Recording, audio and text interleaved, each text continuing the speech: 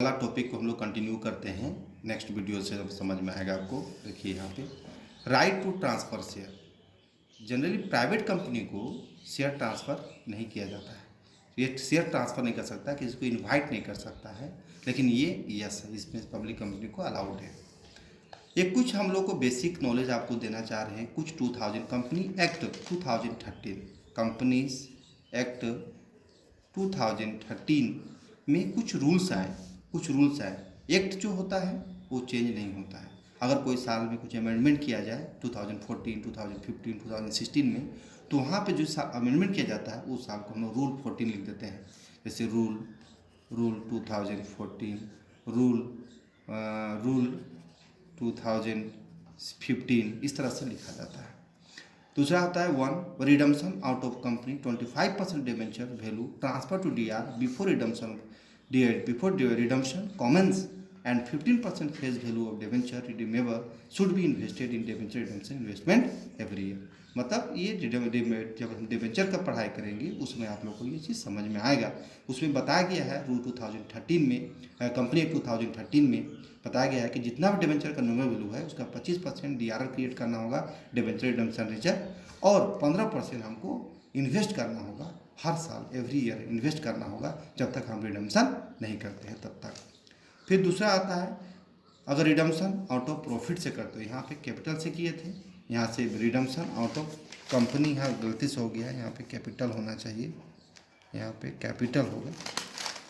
फिर आता है दूसरा when redemption out of profit से करेंगे तो 100% debenture value transfer to DR और 15% face value of debenture redeemable should be invested in the debenture redemption investment every year. मतलब कैपिटल से करने के लिए 25% और प्रॉफिट से करने के लिए 100%, और इन्वेस्टमेंट दोनों में सेम है, यहाँ भी 15%, यहाँ भी 15%। जितना भी डिबेंचर का फेस वैल्यू है, नॉमिनल वैल्यू है, उसका 15% इन्वेस्ट करना होगा before the redemption of debenture in every year. लेकिन ये आपको डिबेंचर चैप्टर में, आपको रिडम्पशन का चैप्टर जब स्टडी करेंगे उसमें आपको समझ में आएगा। अगला अब आगे देखिए, आपको बताते हैं कि कंपनी को जो सब फाइनेंस की ज़रूरत होता है, रिक्वायरमेंट होता है, उसका फाइनेंस वो कहाँ से सोर्स उसका है, कहाँ से मिलेगा। जैसे आपको पानी पीने की ज़रूरत है तो वो पानी कहाँ से मिलेगा, बोरिंग से मिलेगा, तालाब से मिलेगा, कुआं से मिलेगा। उसी तरह से कंपनी को चलाने के लिए उनको भी फाइनेंस की ज़रूरत है, उसको भी सर्वाइव करने के लिए फाइनेंस की ज़रूरत है।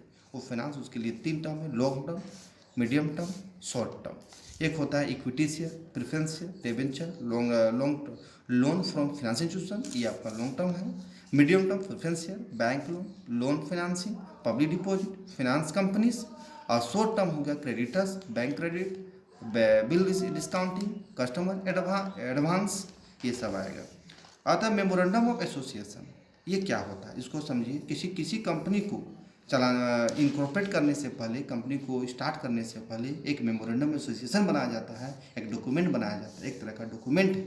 यहाँ पे आरबीबीएटेड एज ए एमओए मतलब memorandum association is the root document of the company which contain all the basic details about company, defines company's relation with outsiders and business that company can undertake. It is divided 6 clauses: nature, name clause, place clause, object clause, liabilities clause, capital clause, association clause। मतलब memorandum association एक documents है जिसमें से companies का क्या rules regulations है, क्या conditions है, कंपनी को कैसे स्टार्ट किया जाए, उसके क्या क्या नियम बना हुआ है, क्या क्या कंडीशंस है, रूल है, उस सारे चीज़ का डिटेल्स रहता है। जैसे नेम क्लाउज, नाम क्या रखा जाए, कहाँ सेटअप किया जाए, उसका ऑब्जेक्ट क्या है, उसका लाइबिलिटीज़ क्या है, कैपिटल कितना है, मेंबर कितने हैं, वो सारे चीज़ में मेंशन रहेगा। उसके बाद आता है आर्टिकल एसोसिएशन। ये इंटरनल डॉक्यूमेंट है। इसमें से क्या रहता है, ये आर्टिकल एसोसिएशन जो होता है वो कैसे कंपनी को किस तरह से रेगुलेट हो, कंपनी कैसे चलेगा, उसका rules regulation of the company, और द आर्टिकल्स को govern the internal working of the company. Company का इंटरनल वर्किंग, कंपनी का जो है इंटरनल वर्किंग है, ये जो गवर्न होता है, जो रेगुलेट होता है। आता है प्रोस्पेक्टस। किसी कंपनी को, अगर पब्लिक कंपनी है तो उस कंपनी को चलाने के लिए कम से कम एक प्रोस्पेक्टस जारी करना हो। प्रोस्पेक्टस का मतलब होता है डॉक्यूमेंट जो डिस्क्राइब करता है, इशूड करता है prospectus. The purpose issuing a prospectus to raise capital for the company का कैपिटल को रेज करने के लिए हम प्रोस्पेक्टस जारी करते हैं। जनरली प्रोस्पेक्टस होता है, जैसे स्कूल कॉलेज में आप एडमिशन लेते हैं उससे पहले कुछ प्रोस्पेक्टस आपको दिया जाता है जिसके द्वारा आप आगे का प्रोसेस में आते हैं। इस तरह कंपनी का आपको कुछ शेयर खरीदना है तो कुछ प्रोस्पेक्टस को आपको प्राप्त करना होगा, जो कंपनी इसको जनरली यूज करता है अपना कैपिटल को रेज करने के लिए। अब इसके बाद आप देखना है शेयर कैपिटल। और कितना मिनट बन पाएगा, शुरू करें? आइए देखिए शेयर कैपिटल क्या। शेयर कैपिटल का मतलब होता है शेयर बेच के जो कैपिटल रेज किया जाता है। कोई कंपनी जब शेयर इशू करता है और शेयर इशू करके जो कैपिटल रेज करते हैं, जमा करते हैं, उन्हीं को बोलते हैं शेयर कैपिटल। अरे शेयर कैपिटल में शेयर इशू करके जो कैपिटल जमा होगा उसी को बोलेंगे शेयर कैपिटल। कैपिटल को कितने पार्ट में बांटा गया? Authorise capital, issued capital, subscribe capital, called up and paid up capital. इस तरह से 4 तरह से बांटा गया है। आगे ऑथराइज कैपिटल या रजिस्टर्ड कैपिटल या नॉमिनल कैपिटल। कैपिटल ऑथराइज बोलो अधिकृत पूंजी, रजिस्टर्ड कैपिटल पंजीकृत पूंजी, नॉमिनल कैपिटल नाम मात्र का कैपिटल। क्योंकि बिजनेस को जब स्टार्ट करते हैं तो उस समय कैपिटल को ऑथराइज कराना पड़ता है। यानी किस में ऑथराइज कराना होता है? In the memorandum of association at the time of registration. उसमें मेंशन किया जाता है कि आप कितने कैपिटल से बिजनेस को स्टार्ट करेंगे। तो एक maximum amount of the capital बोला जाता है which company is authorise to the raise, ताकि हम बिजनेस को चलाने के लिए कैपिटल रेज कर सकते हैं। तो पहले आपको जितना कैपिटल की जरूरत है उतना ऑथराइज कराना पड़ेगा। फिर उसके बाद जितना ऑथराइज कराएंगे उसी के अनुसार हमको इशूड कराना। इशूड कैपिटल जो है वो हमेशा ऑथराइज कैपिटल के इक्वल होगा या उसके कम होगा, लेकिन ज़्यादा नहीं होगा, क्योंकि आपको उतना ही इशू करना है जितना कंपनी को कैपिटल का रिक्वायरमेंट है। That part of the authorise capital which is offer to the public for subscription and allotment. मतलब ये क्या कहा जाता है, आम पब्लिक को, आम जनता को इन्वाइट किया जाता है कि ताकि इसे अपना शेयर खरीदे और उसको उसमें कुछ ना कुछ शेयर इन्वेस्ट करें। इसीलिए कंपनी क्या करती है, पहले कैपिटल इशू करती है, जो ऑथराइज कैपिटल का एक पार्ट होता है। सब्सक्राइब कैपिटल क्या? सब्सक्राइब कैपिटल वो कैपिटल है जो part of issued capital, issued capital का पार्ट, इसी का पार्ट सब्सक्राइब कैपिटल कहलाएगा। Which is actually taken up by public. इसको पब्लिक क्या करेगा? खरीदेगा। जिसको पब्लिक एक्वायर कर लिया, सब्सक्राइब कर लिया, खरीद लिया, तो कहलाएगा सब्सक्राइब कैपिटल। उसके बाद यहाँ पे आ जाता है कॉल्ड अप पेड अप। सबसे पहले जितना पब्लिक शेयर खरीदा, ये पार्ट ऑफ सब्सक्राइब कैपिटल का पार्ट है which has been called up by company. इसको कंपनी कॉल्ड अप या कंपनी का जो डायरेक्टर्स होते हैं वो कॉल्ड अप करते हैं for payment from share holder को बोलते हैं कि पेमेंट करिए, आप शेयर एक्वायर किए हैं तो आप जितना शेयर खरीदे हैं उसके लिए आप पैसा दीजिए। तो कॉल्ड अप उसको बोलते हैं, कॉल्ड अप मांगा जा रहा है, पैसा पेमेंट नहीं हुआ है।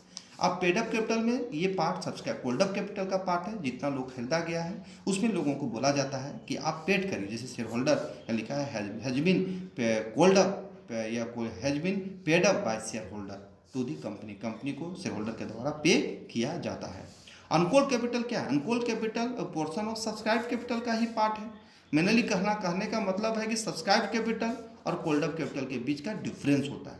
एंड अनकॉल्ड कैपिटल जो कॉल ही नहीं किया गया, मांगा ही नहीं गया है, यानी जितना खरीदा जितना हम कॉल्ड अप किए, दोनों के बीच का डिफरेंस, दोनों के बीच का गैपिंग ही कहलाएगा। रिजर्व कैपिटल क्या? रिजर्व कैपिटल एक लिमिटेड कंपनी में be determine that any portion of the uncalled capital shall not be called up during the life time of the company. Company का जब तक लाइफ है तब तक इस तरह के कैपिटल को हम लोग कॉल नहीं करते हैं। हाँ, इसको कॉल अगर करना भी है तो इसके लिए एक स्पेशल रेजोल्यूशन पास करना पड़ेगा और तभी हम इस कैपिटल को क्या कर सकते हैं, उस कैपिटल का यूज कर सकते हैं, अप्लाई कर सकते हैं अपने बिजनेस के लिए। लेकिन जनरली इसको यूज नहीं किया जाता है जब तक कंपनी का लाइफ चलता है तब तक। It can be called up only in the event of wind up के कंडीशन में, जब कंपनी वाइंड अप होता है, लिक्विडेट होता है, उस समय इसको यूज किया जाता है। इसको बैलेंस शीट में शो नहीं करते, तो कभी भी बैलेंस शीट में मत दिखाए, ये बैलेंस शीट में नहीं दिखता। यहाँ पे uncalled capital show year mark, एक ईयर मार्क लगा हुआ रहता है, इसे रिजर्व कैपिटल कहते हैं। जो बैलेंस शीट में note seen in balance sheet में नहीं दिखेगा। उसके बाद में यहाँ पे आ जाता है कैपिटल रिजर्व। कैपिटल रिजर्व क्या है? कैपिटल रिजर्व के लिए स्पेलिंग गलत है, SEENC। कैपिटल रिजर्व क्या है? कैपिटल रिजर्व का मतलब capital reserve means that reserve is created out of capital profit. यानी capital profit created out of capital asset, capital asset से कैपिटल प्रॉफिट निर्माण होता है और कैपिटल प्रॉफिट से कैपिटल रिजर्व निर्माण होता है।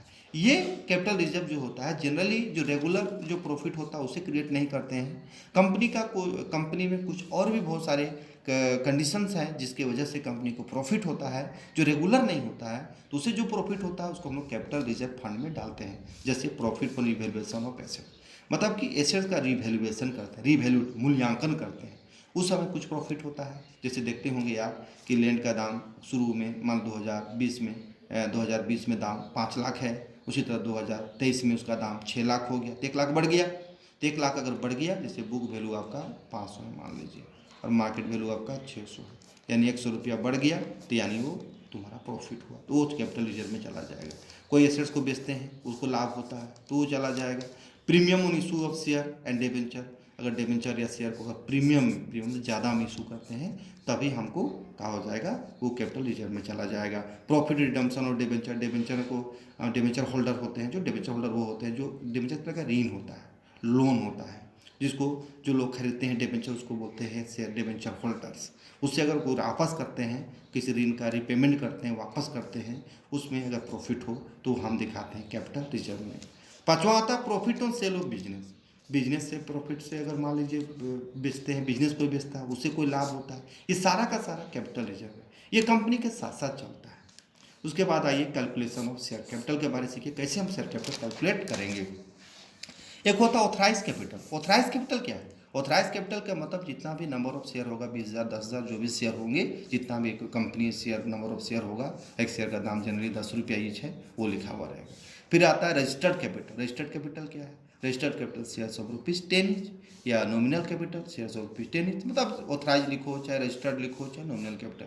एक कंपनी को स्टार्ट करने से मैक्सिमम अमाउंट होता है कैपिटल बोला जाता है। दूसरा आता है इशूड कैपिटल, जो पार्ट ऑथराइज कैपिटल, तो उसमें जितना कंपनी की जरूरत है उतना मार्केट में इशू करेगा, मार्केट में जितना जारी किया, मार्केट में जितना छोड़ा गया वो इशूड कैपिटल। सब्सक्राइब कैपिटल, जितना पब्लिक उसको सब्सक्राइब किया, जैसे सब्सक्राइब करने वाले सब्सक्राइबर होते हैं, है ना, जैसे आप लोग यूट्यूब में कोई चैनल देखते हैं वहाँ सब्सक्राइब करते हैं, तो उसी के भांति जितना आप शेयर को सब्सक्राइब करेंगे तो भी एक सब्सक्राइब कैपिटल कहलाएगा। उसमें से लोगों को पैसा कुछ खरीदना पड़ता है, उसको कहते हैं जितना परचेज कर पाएगा वो सब्सक्राइब कैपिटल होगा। चौथा cold up and paid up capital. Cold up and paid up capital क्या है? Cold up and paid up capital बोला जाता है कि शेयर ₹10 जितना मांगा गया है, जितना मांगा जाएगा, जितना शेयर आप खरीदेंगे उतना ही शेयर कोल्ड अप किया जाएगा, और जितना कोल्ड अप करेंगे आप कितना पेड अप किए, मान ली हो सकता है आपको मांगे हम 500 शेयर का, और लेकिन आप 500 शेयर का पैसा में आपको मांगा गया 10 रुपया के हिसाब से 5,000, लेकिन आप 4,500 ही पेड अप किए, तो आप पेड अप कैपिटल वो कहलाएगा। इसी तरह कंपनी को 4 भाग में बांटा गया है। ₹2 on application, ₹3 on allotment, ₹3 on first call, ₹2 on final call. ये 4 इंस्टॉलमेंट में कंपनी 10 रुपये जैसे फेस वैल्यू है, तो एक ही बार पैसा नहीं मांगा जाता है, उसको 4 इंस्टॉलमेंट में पैसा मांगा जाता है, अलग अलग करके मांगा जाएगा। कंपनी को जैसे जैसे रिक्वायरमेंट होगा उसके हिसाब से मान लीजिए कॉलेज में आप एडमिशन लेते हैं, एडमिशन में कुछ फीस मांगा, फर्स्ट सेमेस्टर में मांगा, सेकेंड सेमेस्टर में मांगा, थर्ड सेमेस्टर में मांगा, इस तरह से फाइनल खत्म हो जाता है। उसके बाद कॉलेज से आप टीसी लेकर चले जाते हैं, उसके बाद खत्म। उसी तरह से 10 रुपये तब तक है जब तक कंपनी इंस्टॉलमेंट में करके मांगेगा। उसके बाद यहाँ पे देखिए कुछ जनरलाइज एंट्रीज है, जैसे यहाँ पे देखिए पहला होता है bank account debit to share application. ये पहला एंट्री हम इसको याद कर लीजिएगा। Being share application money received on 10,000 share ₹2 each, 10,000 share issue किए हैं तो 2 रुपये से गुना करिएगा तो यहाँ पे आपका 20,000 रुपया हो जाएगा, ये 20,000 हो जाएगा। उस तरह से अगला क्या करेंगे, शेयर इसको ट्रांसफर करेंगे, क्योंकि पैसा क्यों मांग रहे हैं एप्लीकेशन पर, क्योंकि कंपनी को कैपिटल की जरूरत है। पहले पढ़े हैं कैपिटल रेज करने के लिए हम शेयर इशू कर रहे हैं, तो कैपिटल जो आएगा कंपनी में लगाया जाएगा, तभी आपको कोई प्रॉफिट डिविडेंड मिले। उसी तरह से वो कार्य पहले आप पैसा दीजिए, फिर कंपनी पैसा को शेयर एप्लीकेशन को ट्रांसफर कर देगा शेयर कैपिटल में। तो यही अमाउंट 20,000 रुपया कैपिटल कंपनी के लिए रेज होगी। कैपिटल क्रेडिट होता है बैलेंस, क्रेडिट होने का मतलब वो कैपिटल रेज कर रहा है। बिग शेयर एप्लीकेशन में ट्रांसफर टू शेयर कैपिटल, ऐसे आप नरेशन भी लिख सकते हैं।